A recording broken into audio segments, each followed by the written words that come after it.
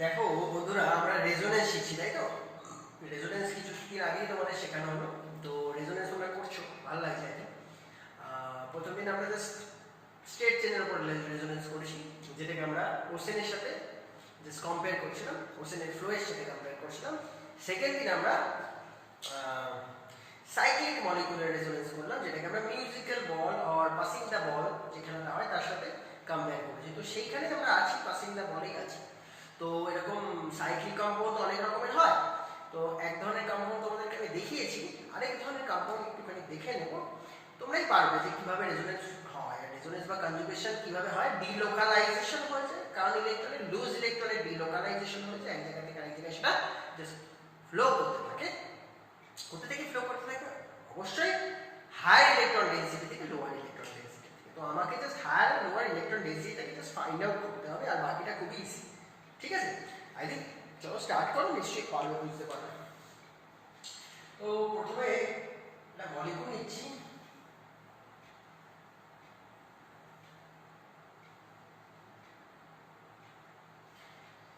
মলিকুলটা একটা অ্যালডিহাইড, তোমরা আইপিসি করেছো, আমার ক্লাস আইপিসি করেছো। তো অ্যালডিহাইড বেনজিনের সাথে থাকলে তাকে আমরা বলি বেনজালডিহাইড। তাহলে এই মলিকুলটা বেনজালডিহাইড, যেটা নিয়ে আমি স্টার্ট করছি। ঠিক আছে, তো বেনজালডিহাইড মলিকুল নিয়ে আমি স্টার্ট করছি, এবং এই বেনজালডিহাইড মলিকুলের মধ্যে ইলেকট্রন ডেনসিটি কোথায় বেশি কোথায় কম, জাস্ট এটাকে ফাইন্ড আউট করার কিছু। ঠিক আছে, তো দেখো এর আগেও আমরা করেছি না। তো দেখো ডাবল বন্ড রয়েছে, এখানেও ডাবল বন্ড রয়েছে, ডাবল বন্ড রয়েছে, তাহলে সবই তো ডাবল বন্ড, তাহলে কোথায় ইলেকট্রন ডেনসিটি বেশি কম হবে? তাহলে যখন আমি এরকম ভাবে কনফিউশনে পড়ে যাই যে কোনো একটা পার্টিকুলার অ্যাটমের মাথার উপর ইলেকট্রন ডেনসিটি খুব বেশি নেই, তখন হয়ে যায় প্রবলেম। তখন আমাদের কি করতে হয়? তখন আমাদের ইলেকট্রোনেগেটিভিটি দিয়ে ইন্ডাকটিভ এফেক্ট অনেকটা বুঝতে হয় যে হ্যাঁ, কোন অ্যাটম ইলেকট্রন ডেনসিটি উইথড্র করতে চাইছে, রিয়েলি উইথড্র করতে চাইছে কোন অ্যাটম। তোমরা ভালো মতো জানো যে কার্বন আর অক্সিজেনের মধ্যে ইলেকট্রন ডেনসিটি উইথড্র করার টেন্ডেন্সি অক্সিজেনের বেশি, because oxygen is electronegative, more electronegative than carbon. তাহলে এখানে ফ্লোয়িংটা কার্বন টু অক্সিজেনের দিকে হবে, ইলেকট্রনের ফ্লোটা কার্বন টু অক্সিজেনের দিকে হবে। এবং কিভাবে হবে? আমরা জানি যে বন্ড শিফট করে, লুজলি বাউন্ড যে বন্ডগুলো আছে সেগুলো হচ্ছে pi bond. Pi bond shift করে কোথায় চলে যাবে? অক্সিজেনের মাথার উপরে চলে যাবে। জাস্ট এইভাবে একটা দেখো, কেন? কারণ অক্সিজেন ইলেকট্রন উইথড্র করছে। ঠিক আছে, এর আগেরটার সাথে জাস্ট একটু কম্পেয়ার করে দিচ্ছি, তোমাদের জাস্ট বুঝতে সুবিধা হবে। এর আগে আমরা করেছিলাম ফিনল নিয়ে, হ্যাঁ ফিনল নিয়ে কাজ করেছিলাম। ওটার সাথে এটা ডিফারেন্সটা দেখো। ফিনলের কাছে কি ছিল? অক্সিজেন একটা অ্যাটম ছিল, যে অ্যাটমের কাছে এক্সট্রা ইলেকট্রন পেয়ার ছিল দুটো, যার জন্য ইলেকট্রন ডেনসিটি অন্যান্য অ্যাটমের থেকে ইলেকট্রন ডেনসিটি থেকে বেশি ছিল, তাই হায়ার টু ইলেকট্রন ফ্লো করছিল, জাস্ট এরকম ভাবে ইলেকট্রন ফ্লো করছিল, যেটা তোমরা আগের ক্লাসে দেখেছো, আগের ভিডিও ক্লাসে দেখেছো। এখানে কি হচ্ছে? এখানে কার্বন এর কাছে কিন্তু এক্সেস কোনো লোন পেয়ার অফ ইলেকট্রন নেই, যেটা অক্সিজেনের কাছে ছিল। তাই অক্সিজেন এখান থেকে ডোনেট করে এর সাথে জাস্ট কানেক্টেড হয়ে কাজ করে যাচ্ছিল। কিন্তু এখানে কার্বনের কাছে কার্বনের ভ্যালেন্সি 4 এবং কার্বনের 4 ভ্যালেন্সি কমপ্লিট হয়ে গেছে, তাহলে এক্সেস ইলেকট্রন আর কার্বনের কাছে নেই। তাহলে কার্বন ইলেকট্রন ফ্লো তো এদিকে করতে পারবে না। রাদার কার্বন অক্সিজেনের মধ্যে অক্সিজেন ইলেকট্রন নেগেটিভিটি বেশি, তাহলে অক্সিজেন ইলেকট্রনটাকে ফ্লো করিয়ে নিয়ে নিজের কাছে চলে যাবে। তাহলে এটাকে দেখতে ঠিক কেমন হবে? পরের স্ট্রাকচারটা ঠিক দেখতে কেমন হবে? তার আগে আমি তোমাদের বলে দিই যে আমি এর আগেও বলেছিলাম যে যখন আমরা এরকম রেজোনেন্স করছি একসাথে দুটো করে অ্যারো আমাদের টানতে হয়। তো দুটো করে অ্যারো আমরা দিয়ে নাও। কিরকম? কার্বন অক্সিজেনের মধ্যে ইলেকট্রন পেয়ারটাকে উইথড্র করে নিচ্ছে অক্সিজেন, তাহলে কার্বনের কাছে ইলেকট্রন ডেফিসিয়েন্সি চলে এসেছে। এই ডেফিসিয়েন্সিটাকে তো কম্পেনসেট করতে লাগবে। এই ডেফিসিয়েন্সিটাকে কম্পেনসেট করার জন্য আমাকে কি করতে হবে? দেখো, খুব মজার জিনিস। কার্বনের ইলেকট্রন ডেফিসিয়েন্সিকে ভরাট করবে, মানে কম্পেনসেট করবে ঠিক তার পাশের বন্ড, পাশের বন্ড, এই বন্ডকে এসে ইলেকট্রন ডেনসিটিটাকে দিয়ে দেবে। ক্লিয়ার? সিম্পল ব্যাপার। যেরকম ব্যাপার এরকম, ধর আমার কাছে একটা কোনো একটা জিনিস ছিল, যেটা মিউজিক্যাল বল বা পাসিংটা বল বলেছি, সেরকমই বল ছিল, বলটাকে ওর কাছে ছুড়ে দিলাম। আফটার সার্টেন টাইম কি দেখবো? যে বলটা ঘুরে আবার ঠিক আমার কাছে চলে এসেছে। এখানেও সেম হচ্ছে, কার্বন অক্সিজেন ইলেকট্রন ডেনসিটিটাকে অক্সিজেন নিয়ে নিয়েছি, কিন্তু কার্বনের খুব একটা লস হলো না। কার্বন কি করলো? আবার ঠিক তার পাশে বন্ডের থেকে ইলেকট্রন ডেনসিটিটাকে পেয়ে গেছে। তাহলে ফাংশন এখানে হবে, তার কনসিকোয়েন্স আমরা পরের স্ট্রাকচারে দেখতে পাবো। তাহলে পরের স্ট্রাকচারে যে পরে যে রেজোনেটিং স্ট্রাকচার সেটা হচ্ছে ডবল। আমি এটাকে ডবল হেডেড যে অ্যারো যেটা আমি বলেছি সেটা হবে। ঠিক আছে, এটা দিয়ে এটাকে রিপ্রেজেন্ট করতে হবে সেটা। তাহলে এখানে ইলেকট্রন ছিল, এখানে ইলেকট্রন ছিল, কোনো প্রবলেম নেই। এখানে সি, এখানে অক্সিজেন, এখানে হাইড্রোজেন। কি হলো? নিউ বন্ড কোথায় ফর্ম হচ্ছে, কোথা থেকে বন্ড সরে যাচ্ছে। নাকি এর আগে আমি একটা মাউস লিখে দিয়েছি তোমাদেরকে, this is our two electrons which can make a bond, and this bond can be represented as a negative charge. তো এখানে এই বন্ডটা খুলে এই অক্সিজেনের মাথায় যাচ্ছে, তাহলে নেগেটিভ চার্জ অক্সিজেনের মাথায় ক্রিয়েট হয়ে গেল। সিম্পল, আমাকে তো হিসাব মেলাতে হবে না, হিসাব আমাকে মেলাতে হবে। তাহলে বন্ড খুলে যাওয়া মানে নেগেটিভ চার্জ অক্সিজেনের মাথায় দাঁড়িয়ে গেল, আর এই বন্ডটা শিফট এখানে চলে এসেছে। তাহলে নিউ বন্ডকে নতুন একটা কালার ইউজ করলাম। এবার মজার ব্যাপার হচ্ছে কোন কার্বনটা রিয়েলি ইলেকট্রন ডেনসিটি স্যাক্রিফাইস করলো, দিস কার্বন। এই কার্বনটা তার ইলেকট্রন ডেনসিটি স্যাক্রিফাইস করছে। ব্যাপারটা অনেকটা এরকম, ভালো করে বললাম। This is our double bond. এই যে ডাবল বন্ড, এটাকে আমি জাস্ট পেন দিয়ে ড্র করছি এখানে। তাহলে কি হলো, এইখান থেকে এই বন্ডটা খুলে এখানে চলে গেল। ভালো করে ছিল বন্ড এরকম, এখান থেকে এটা চলে গেল। তাহলে স্যাক্রিফাইস করছে কোন এন্ডে, এই এন্ডে স্যাক্রিফাইস করলো। তাহলে এর কাছে ছিল, এর কাছেও ছিল, এখন এর কাছে আছে।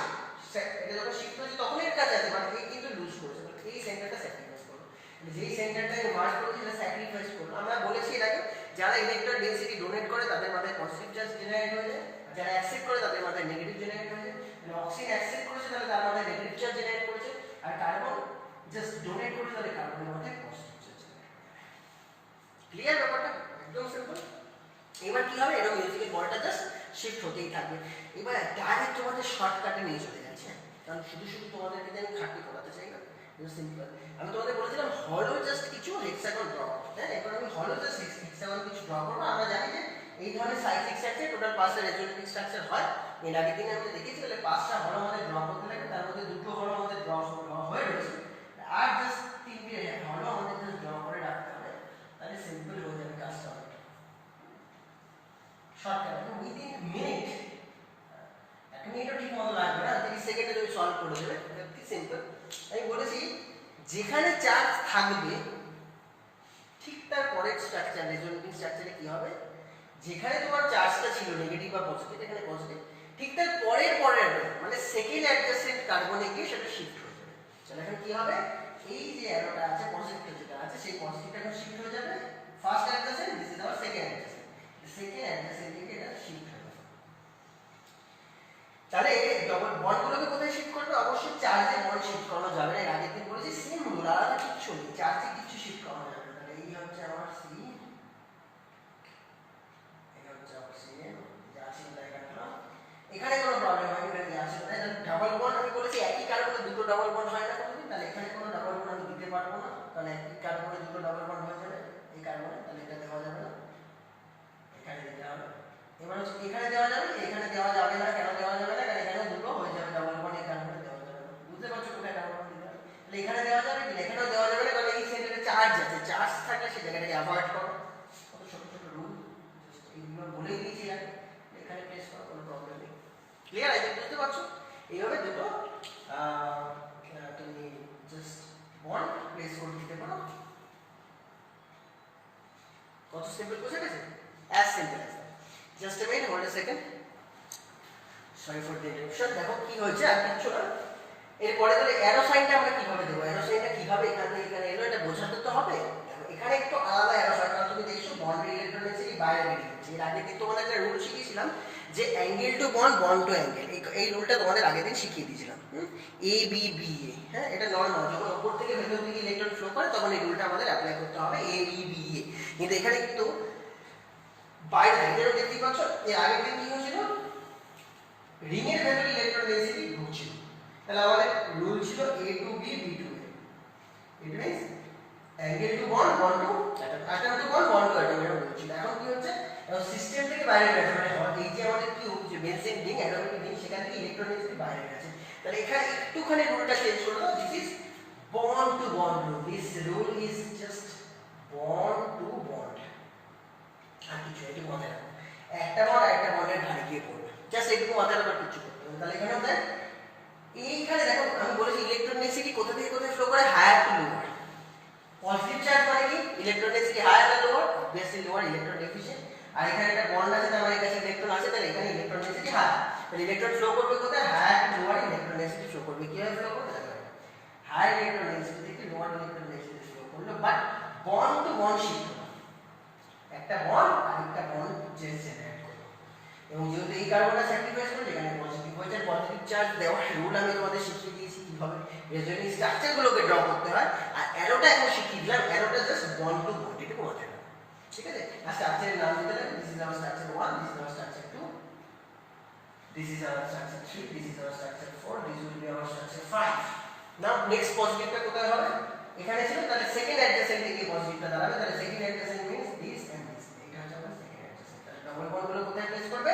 জাস্ট এমন জায়গায় প্লেস করবে যেখানে কোনো চার্জ নেই, ঠিক আছে? চার্জ নেই যে সেন্টারগুলোতে, সেখানে আমাদের ডাবল বন্ড প্লেস করতে হবে। এখানে দেওয়া যাবে না, এখানে দেওয়া যাবে না, এখানে দাও, এখানে দাও, এমন ভাবে গ্যাপ রাখবে যাতে একই কার্বনে দুটো ডাবল বন্ড না হয়, এত সুন্দর। তাহলে এখানকার অ্যারোটা কিরকম ভাবে হবে নিশ্চয়ই বুঝতে পারছো।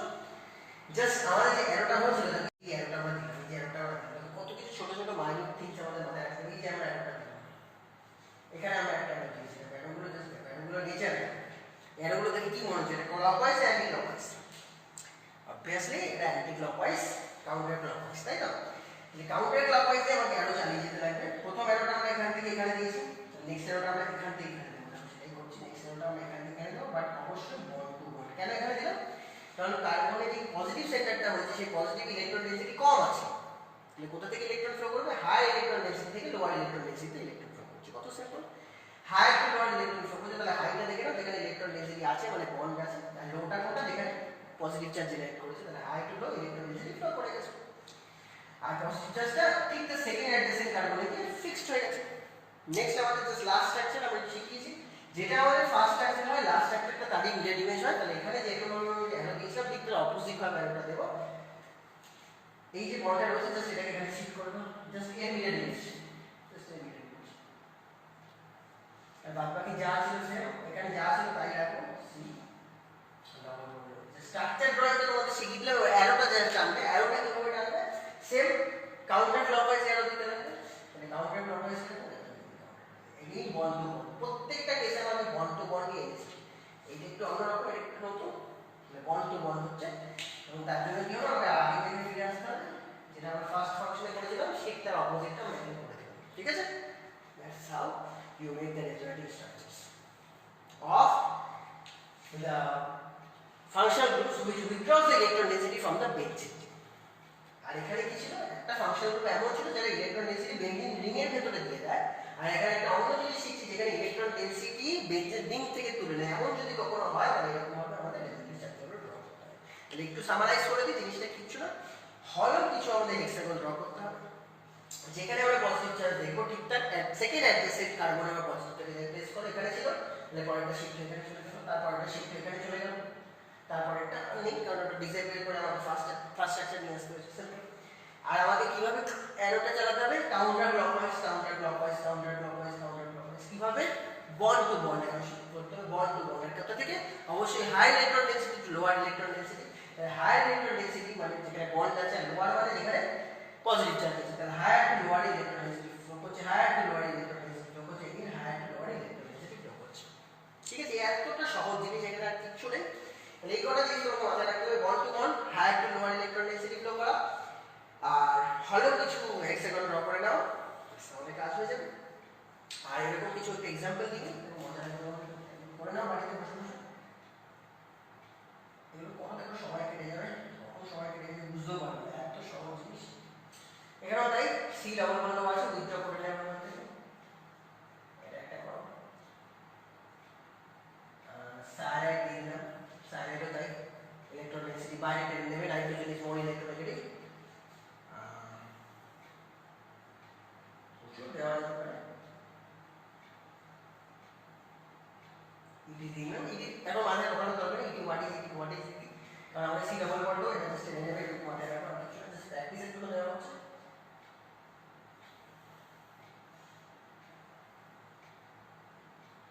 This is our Nitro.